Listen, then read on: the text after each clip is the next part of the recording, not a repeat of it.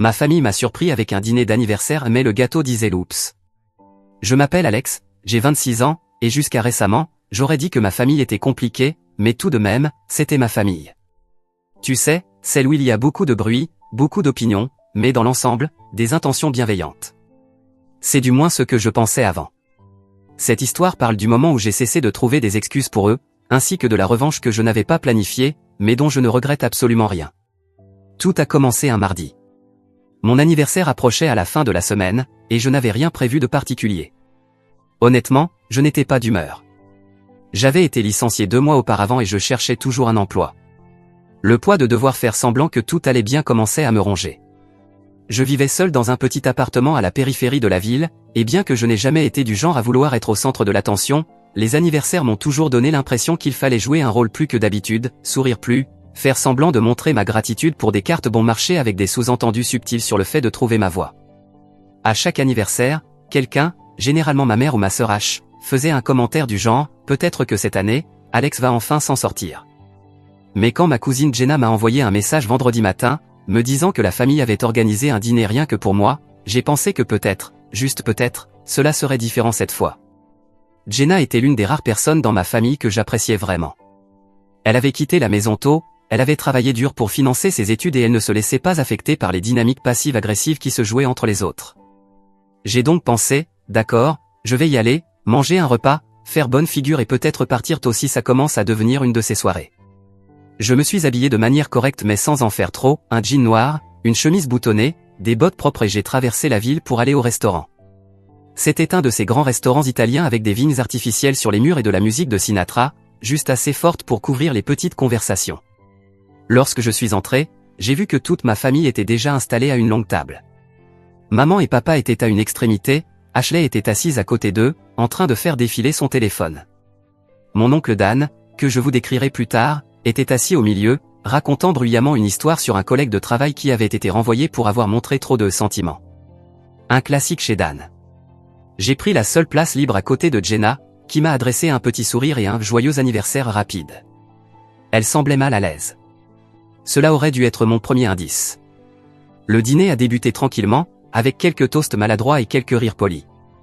Ma mère a complimenté ma chemise d'une manière qui lui est propre. « Oh, c'est bien, tu as enfin trouvé quelque chose qui te va. » Ashley jetait des regards furtifs vers son téléphone, comme si elle attendait quelque chose ou quelqu'un.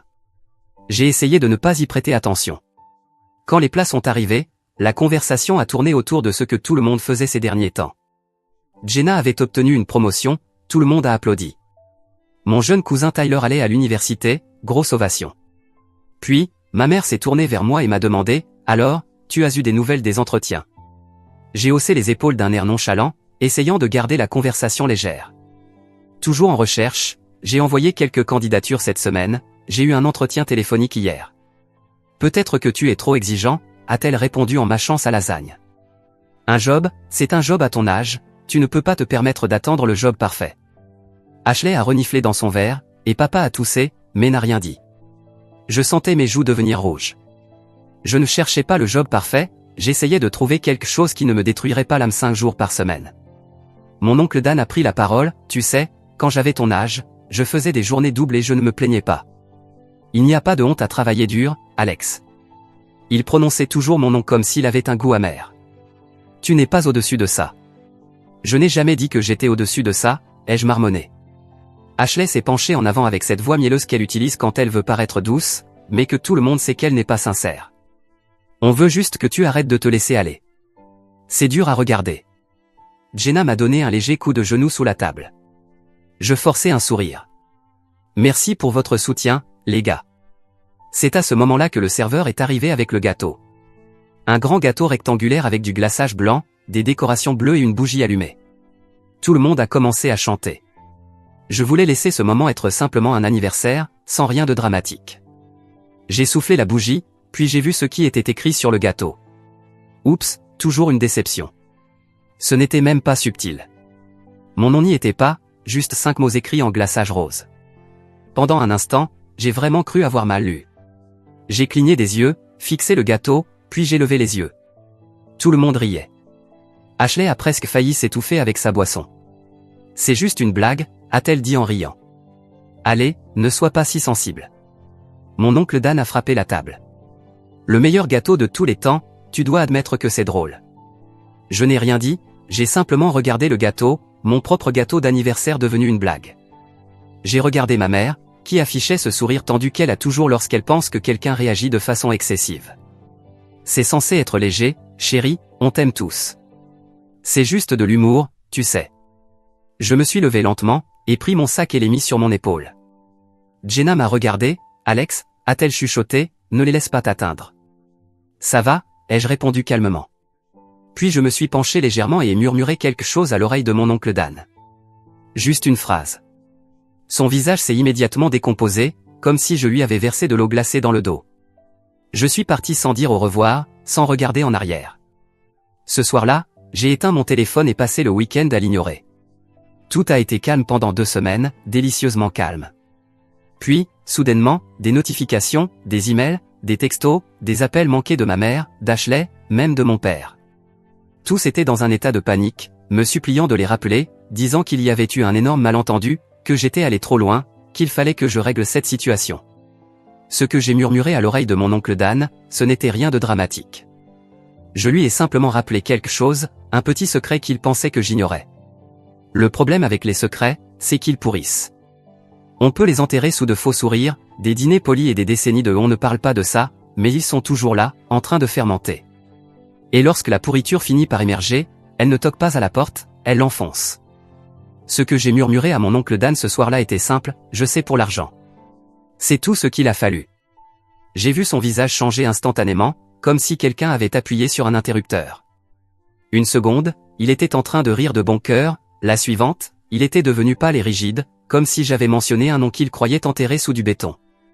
Voici ce qu'il ne savait pas. Il y a 6 mois, j'étais chez mes parents, en train de les aider à nettoyer le grenier. Mon père s'était bloqué le dos et ma mère donnait des ordres depuis le canapé pendant que je descendais des cartons poussiéreux remplis de vieilles déclarations fiscales et de décorations de Noël cassées. C'est à ce moment-là que j'ai trouvé le dossier, coincé derrière une vieille valise, jaunissant et un peu ramolli sur les bords. Il portait le nom de mon grand-père, écrit au marqueur décoloré. Je l'ai ouvert et trouvé une série de documents bancaires, des relevés de compte, des virements, tout cela semblait innocent au départ, mais plus je fouillais, plus je me rendais compte que mon grand-père avait fait de l'argent dans des affaires douteuses, quelque chose qui n'était jamais mentionné dans la famille. Je l'ai caché sous d'autres papiers, convaincu qu'il valait mieux ne pas en parler. Mais le secret est resté là, sous la surface, comme une bombe prête à exploser. Quand j'ai murmuré à l'oreille de Dan que je savais pour l'argent, ce n'était pas juste pour le faire réagir. C'était pour faire tomber le masque. Il pensait avoir enterré ce secret depuis des années, pensait qu'aucun membre de la famille ne saurait jamais ce qu'il avait fait, mais j'avais découvert la vérité. Et une fois qu'un secret est découvert, il ne peut plus être ignoré. Il ne reste plus qu'à en assumer les conséquences. Les jours suivants ont été remplis de tentatives de réconciliation, de messages frénétiques de ma mère, de ma sœur, de mon père, tous insistant sur le fait qu'il y avait eu un malentendu, que j'étais allé trop loin, que je devais revenir et tout réparer. Mais ce que je leur avais dit à Dan ce soir-là ne pouvait pas être effacé. Le secret était maintenant dehors, et il changeait tout. Ils ont essayé de me faire sentir coupable, de me convaincre que j'avais brisé quelque chose de précieux dans notre famille, mais je savais que je n'avais fait qu'éclater une bulle d'illusion qui avait flotté pendant des années. Ma famille m'a toujours dit que les secrets étaient faits pour être cachés, mais je crois qu'ils oublient que, tôt ou tard, les secrets vous rattrapent. Et quand cela arrive, tout s'effondre.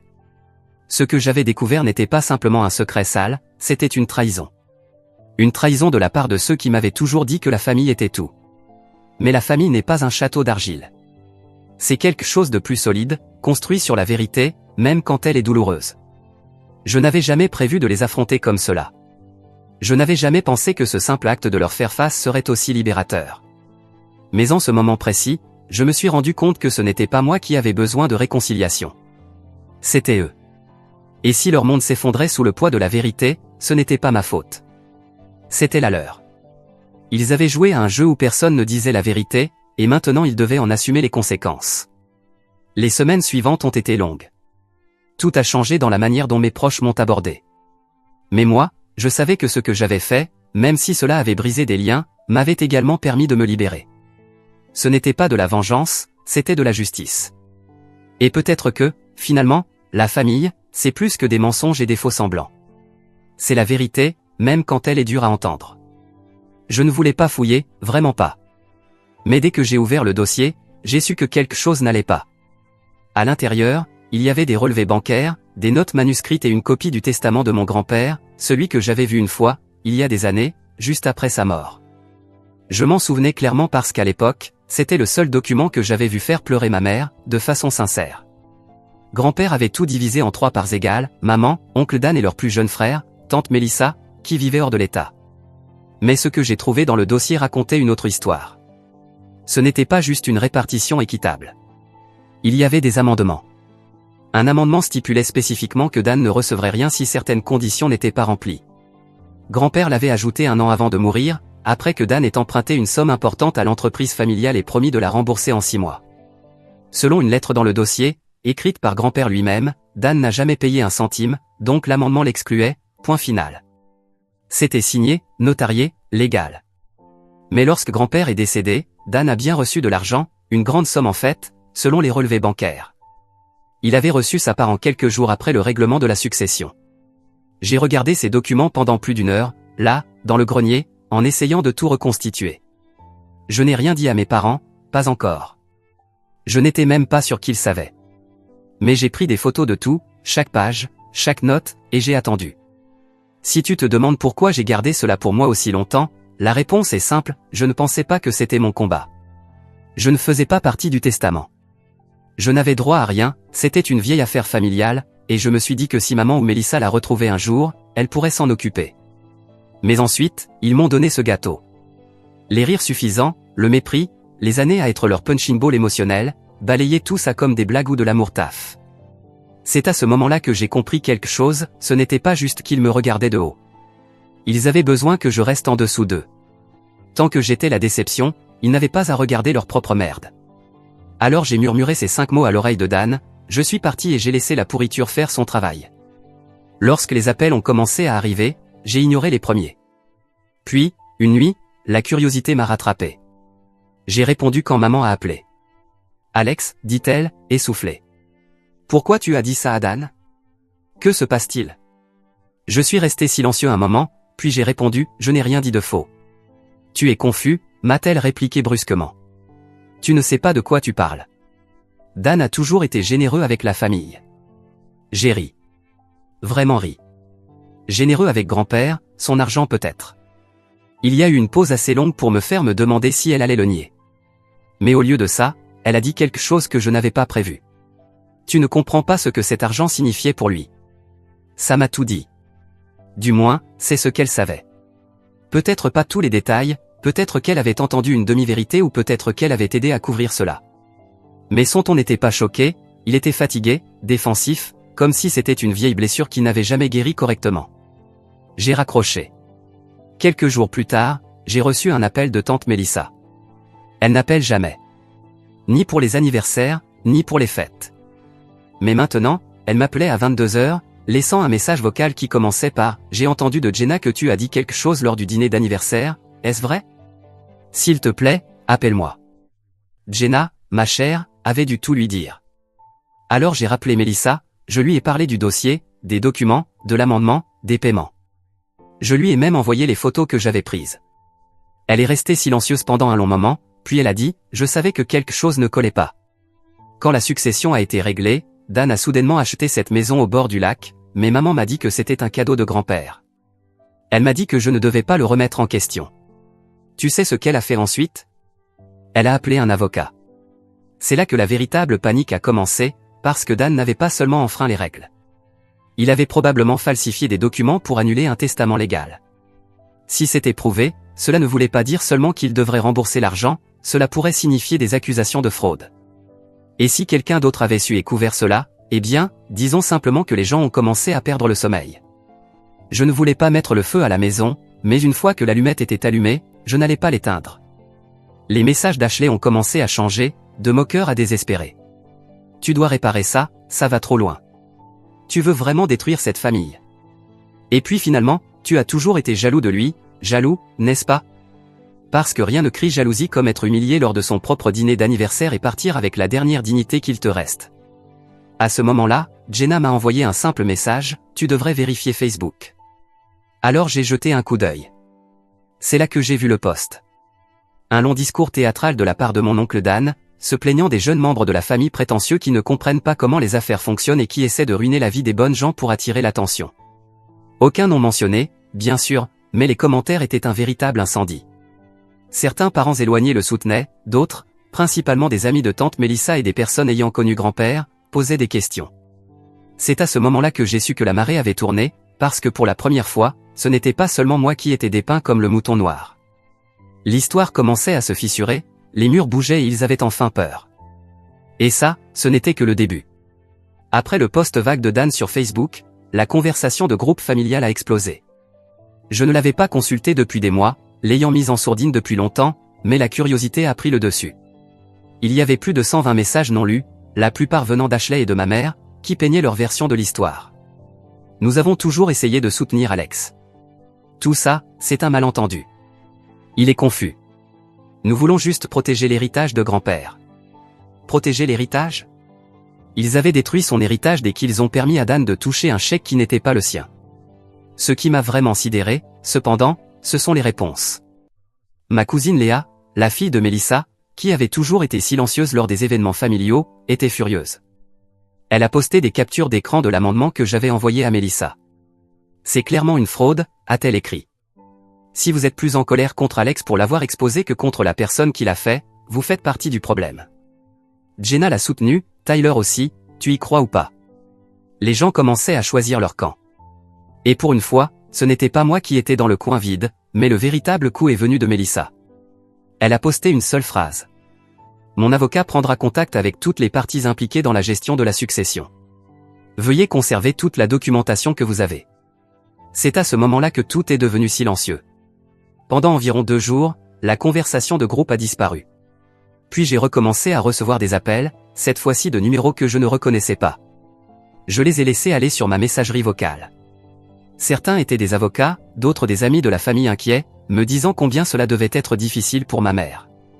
Un message disait: tu veux vraiment que sa santé en souffre à cause de quelque chose d'aussi vieux? Comme si j'étais censé me sentir coupable pour l'ulcère de quelqu'un d'autre, alors qu'ils avaient passé des années à se moquer de moi. Mais l'appel que j'ai pris était celui de mon père. Maintenant, mon père n'est pas un homme bruyant. C'est plutôt le genre à se laisser porter par le courant, ce qui signifiait souvent se laisser guider par ce que disait ma mère. Il est silencieux lors des repas, répare les choses quand elles sont cassées et reste en dehors des drames. Ce soir-là, il m'a appelé pendant que je me promenais. Il faisait froid et je me souviens avoir vu ma respiration se condenser dans l'air alors que je répondais d'un « allô » monotone. Il n'a pas perdu de temps. Je ne savais pas, Alex. Je crois que j'ai arrêté de marcher. Je ne savais pas pour l'amendement, pour ce que grand-père a changé. Ta mère m'a dit que le testament était divisé équitablement. Je n'ai jamais vu les documents. Je lui ai juste cru. Pourquoi a-t-il marqué une pause? Parce que je voulais qu'il le fasse. Il y a eu un long silence, pas en colère, juste lourd. Je suis désolé, a-t-il dit finalement. Pour le dîner, pour le gâteau. Je savais que c'était méchant, mais je ne pensais pas que ça te ferait autant de mal. C'est là que j'ai répondu. C'est ça le problème. Personne ne pense jamais que j'ai le droit d'être blessé. Il n'a pas argumenté, il n'a défendu personne, il a juste dit. Que veux-tu que je fasse?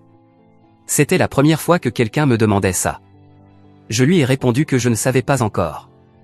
Pendant ce temps, l'avocat de Mélissa agissait vite.